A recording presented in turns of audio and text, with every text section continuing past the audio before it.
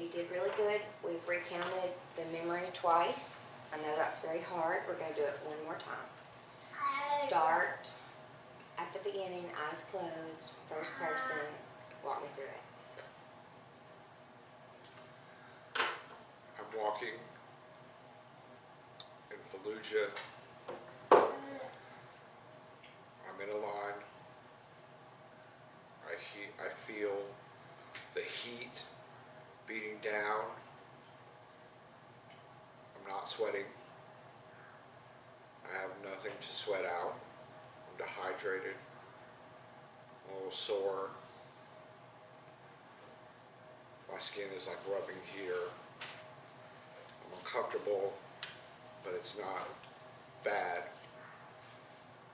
I feel safe. I'm walking with my friend, Sammy, and me and Sammy are joking about girls. Even though I'm in the middle of this, I have a lot of fear. I see very few people. I feel not afraid. I'm trying to laugh and joke and get through this day and get through this mission.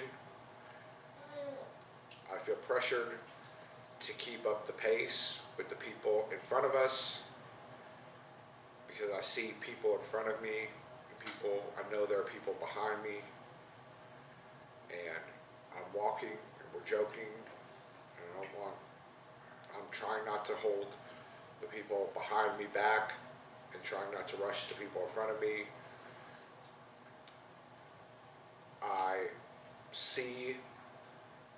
I hear little footsteps, and I turn my head and I see a little boy, and I stop keeping pace and I start talking with the little boy, and I see him walking, trying to keep pace with us, and he sticks out his hand, and I don't have anything to give him, and I feel embarrassed that I don't have anything to give the little boy. I feel sad for this little boy that walked from wherever he did all the way up to me, because I know that he is expecting something and I don't have anything to give him. And I see the little boy reach under his garb or cloak and presents me with a package, a rectangular object, and I instantly feel conflicted. I feel like I should take it, but I don't know what it is, but it's presented with two hands like a gift, and I feel that I don't want to hurt this kid's feelings, and I should be taking whatever this is. And then I instantly feel fear because I think it's a bomb. I'm confused. I'm scared. I don't know what to do. I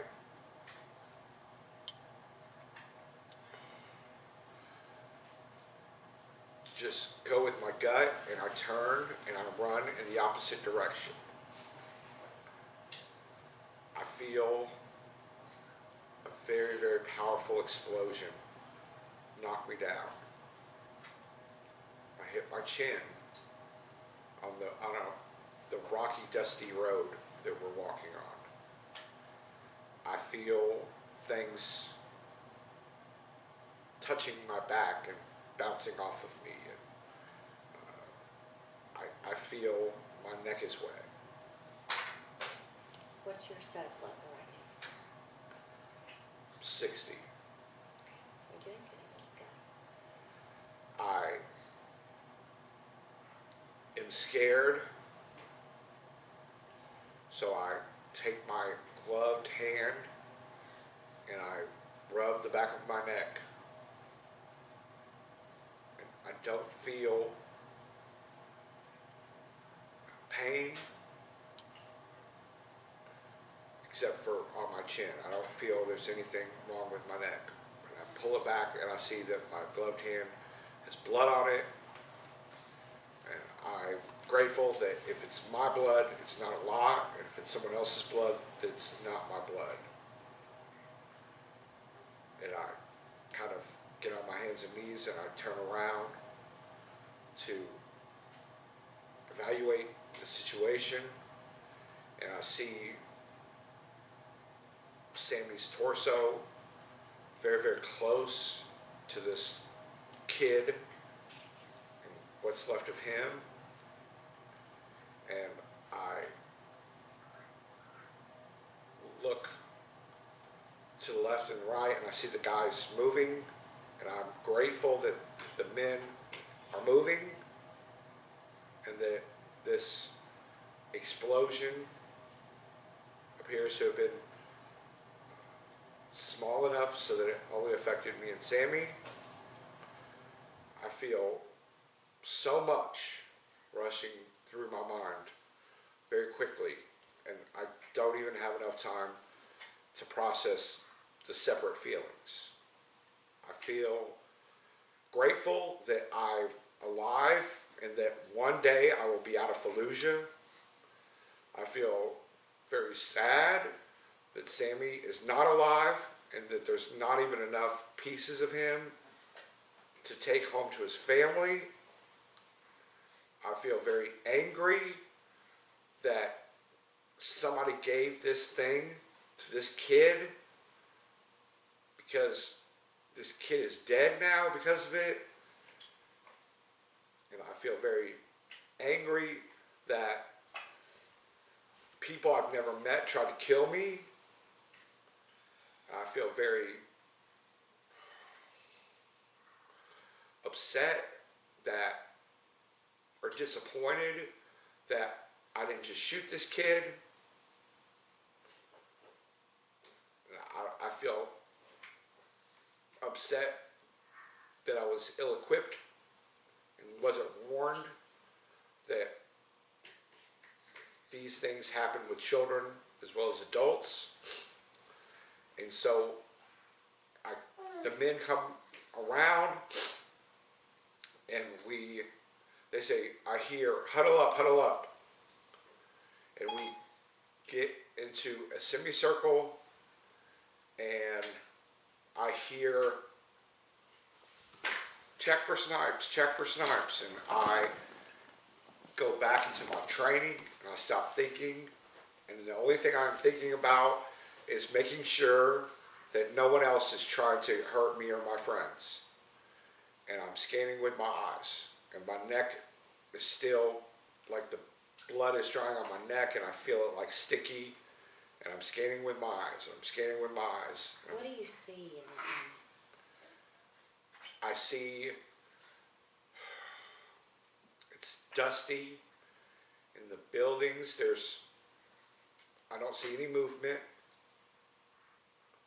And I see I'm at the top, so there's only 5 or 6 buildings that are tall enough, because I've been trained to start scanning the tops of buildings, the roof, and I do the 4th floor because I've been trained not to go up and down and up and down. So I start the 4th and I scan and I don't see anything except just gray buildings that have holes but no windows. They have no glass, they're just kind of holes without the actual window. And I scroll down with my neck to what would be approximately the 3rd floor, and I go back. And I keep going back, and I'm looking for any movement. I'm going to shoot anything that I see that's moving. And I don't see anything. And I go back, and I go back, and I go back, and I go back, and I go back. And I feel justified now if I see something, that I'm going to shoot it, but I don't see anything. and I hear the other men. I hear no one's talking right now, but they're all moving, and they're looking through their scopes, and so you could hear the rifle slings moving, and you could hear the rustle I hear the rustle of their BDUs, and I see them scanning just like I'm scanning, and I hear, are we clear? I hear things like, does anybody see anything? Does anybody see anything? And I finally, people say, I think we're clear. I hear somebody say, we're clear. I say, I don't see anything. I hear other people say clear out. And then LT or lieutenant says, all right, load up. What's your suds level right now? 50. You doing good. Keep going. And I remember starting to feel some sense of relief because we're going to get the hell out of this town or this city or this village. And I am running to the back of the Hummer because there's no room on the inside. I know there's a step. I step on the back and I grab the handhold, and I'm in the back, and the men are inside. I feel it's my responsibility that no one come up from behind us. I feel disappointed that this happened, that I didn't do anything different or somehow prevent this from happening. And I feel it's my responsibility now to make sure that no one comes up behind us. And I physically feel the jerk of the Humvee as it starts to peel out, and I feel the wind rushing through, and it's comforting because I've got this handhold and I'm grabbing, and I'm standing on a little platform with one leg, and my other leg I feel is just kind of dangling in the wind. It's very, very hot, and the wind is going up my sleeve. And I'm still scanning though, and I'm scanning with my eyes and looking for anything that's coming behind us. And I feel afraid that I'm going to have to shoot somebody, but also justified that if I do, that I won't be out of line.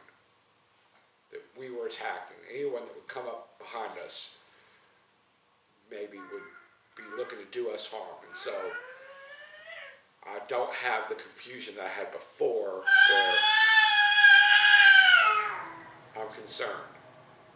And we keep going, and we're going, and there's nothing. I see nothing. I see no movement, and I slowly start to feel more relief and more relief until we get to the outskirts, and my Hummer pulls up to the other Hummer, and we get out, and the men ask me, what happened, what happened? I'm telling them, this is what happened. And then it sinks in. They start to question why I didn't warn everybody or why I didn't shoot the kid. And now I'm feeling very disappointed in myself and angry at myself. And I feel confused. And I feel ill-equipped. I feel inadequate.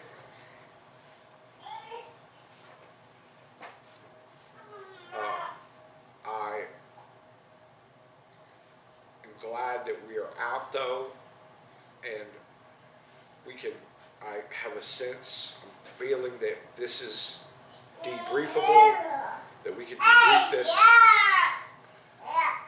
we can debrief this later, and that it will be ultimately okay, that I'm out of harm's way now. So this is what we've marked as the end of this incident, okay? Yes. So you did very good. What does your body feel right now? I feel a little tense in my shoulders and my neck and my back. Okay. Very good. We did a very good job. I know that was hard. Thank you. Thank you. Why don't you take a break for a minute, get some water, and then we're gonna work on processing this and go over some information in a minute. Okay? Thank you. Thank you.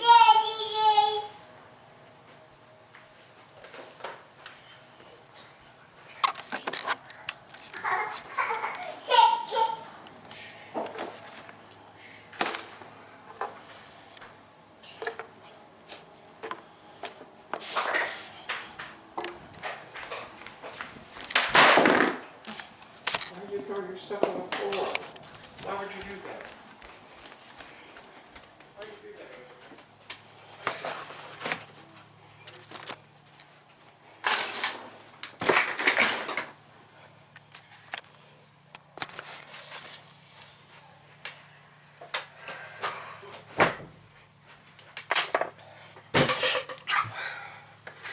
Okay, so I'm going to try to recap and do some self-evaluation on the session that I just did with Chet on imaginal exposure. So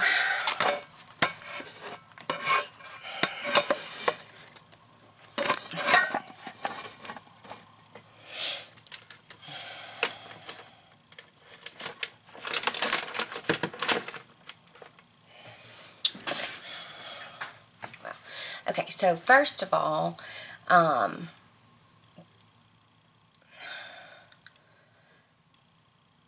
have a few questions as a therapist about how to keep the client in the instructions and in tune with how exactly this is supposed to go without always interrupting and, you know, feeling bossy and letting them, you know, stay in the moment and things like that. So, for instance, Chet went through his memory 3 times. And the first couple of times that he recounted the memory, it was very hard for him to stay in first person. He kept, you know, saying, I remember this, or I remember we did this, or I remember we did that. So how, as the therapist, do you keep somebody in the mode of, you know, first person, reliving the actual memory in first person like they're there and I'm just there watching and going with them, without interrupting and losing the train of thought and things like that. So that's something that I would need some instruction on. And then second of all, so almost every SUDS rating that he gave during all 3 sessions, I tried to check in every 5 minutes, but I didn't want to interrupt if it was in the middle of a really important detail or something. So, but all 3 imaginal exposures, he rated all of his SUDS at either 60 or 70. The third time there was 150. And that is what he had compared. 50 was his midpoint of, like, you know, being in a crowd or feeling trapped with his back to a door in a restaurant or being in a job interview or having a nightmare. So I guess I'm wondering if that's normal for somebody to feel that level of SUDS in a therapy session, or feel that level of distress, rather, in a therapy session after, you know, we've explained the process and they've agreed and they understand. And, you know, last week we worked on the in vivo exposure and SUDS ratings and things like that. Like, I just want to know, is that normal? Now, I know this is the first session of imaginal exposure, so I know that the research says that, you know, several sessions down the road we should be at like 10 or 20. So I guess it does make me feel like this is maybe for the first session of imaginal exposure, 60s and 70s are pretty realistic. So some other self-evaluation, I guess, would be, you know, where I felt kind of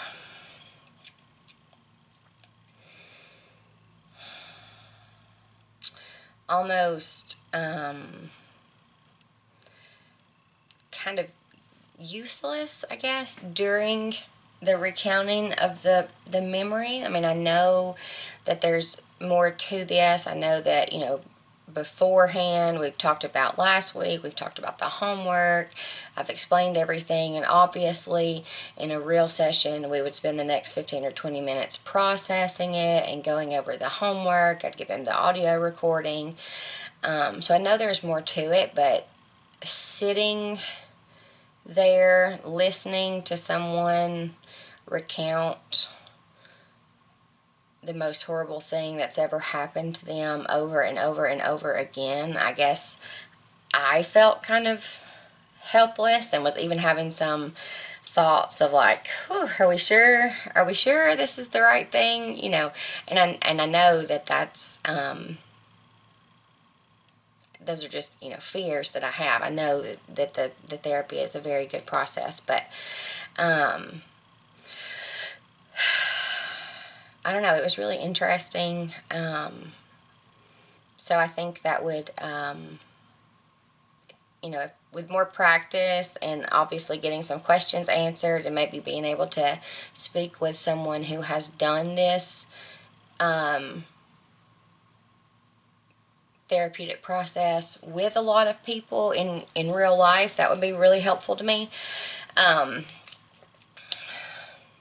You know, but I felt like for that particular session, you know, there's really not a lot that I did. It was just the client explaining and explaining and explaining. So I would just want to know any feedback of things I could do better, things I said that maybe I shouldn't say, or if I should have said more.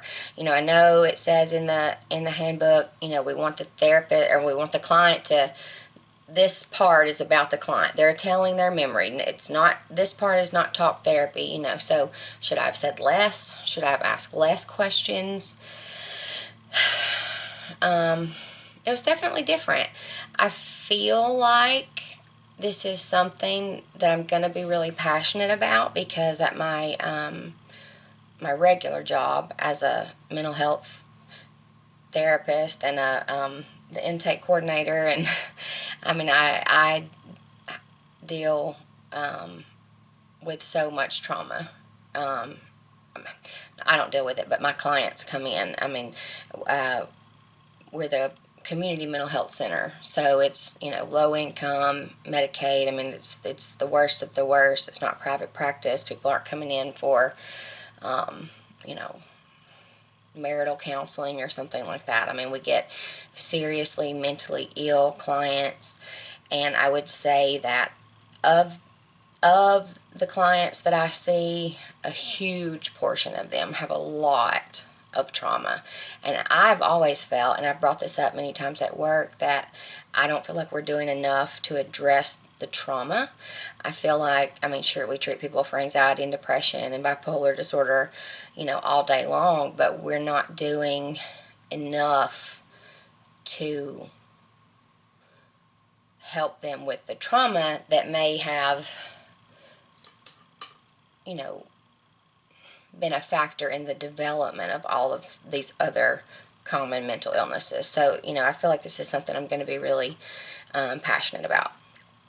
So that's my self-evaluation for the actual therapy session that I just did with Chet. So now I'd like to take a minute just to explain to you, Dr. Shannon, about how frustrating this week was for me and why my project is late. So first of all, this project was due, it could not have been due in a more hectic week. So I worked my regular job Monday through Friday. I also started my D-term class. So I had other assignments that were due at different days this week, you know, and that was frustrating too, because normally there's a break between the B and D terms. But also, this was my on-call week as a community mental health officer, and that's something that I only do once a month. It's 1 week a month. So I had four community calls this week where we go out with law enforcement. There's only 5 of us in the entire county, and we rotate on call, and we go out with law enforcement when there's a mental health situation, and we are the only, we are a special type of law enforcement officer, and we are the only type of law enforcement officer that can involuntarily make somebody go to the hospital. So I had 4 calls this week, all in the middle of the night. Every call was in the middle of the night. So I was at the hospital until it was time to go to my regular job, 4 nights this past week. And so I had made arrangements with a coworker, a different coworker, for us to record this session and do, this project during our lunch break several days, like Tuesday, Wednesday, Thursday at work. And of course, the coworker that had agreed to help me got sick the second and third days and wasn't at work, so that canceled that.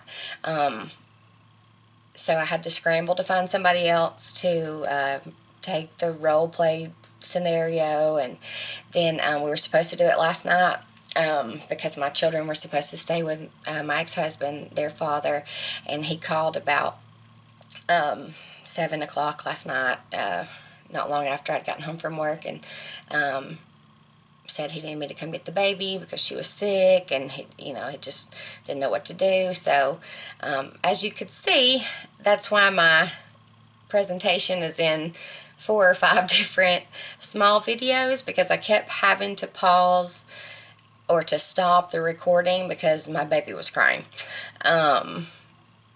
So I want to apologize. I know that it's very late, and I'm not trying to make excuses, but it's just real life, and it literally could not have been due in a more hectic week than the one I've endured. So I hope that you can understand that and piece together these videos that I will submit, and try to put them together as one coherent therapy session, when in fact it was me running around trying to keep my baby from screaming while trying to do mock therapy with a coworker. So I apologize for that. I appreciate your understanding, and I look forward to hearing your feedback. So thank you.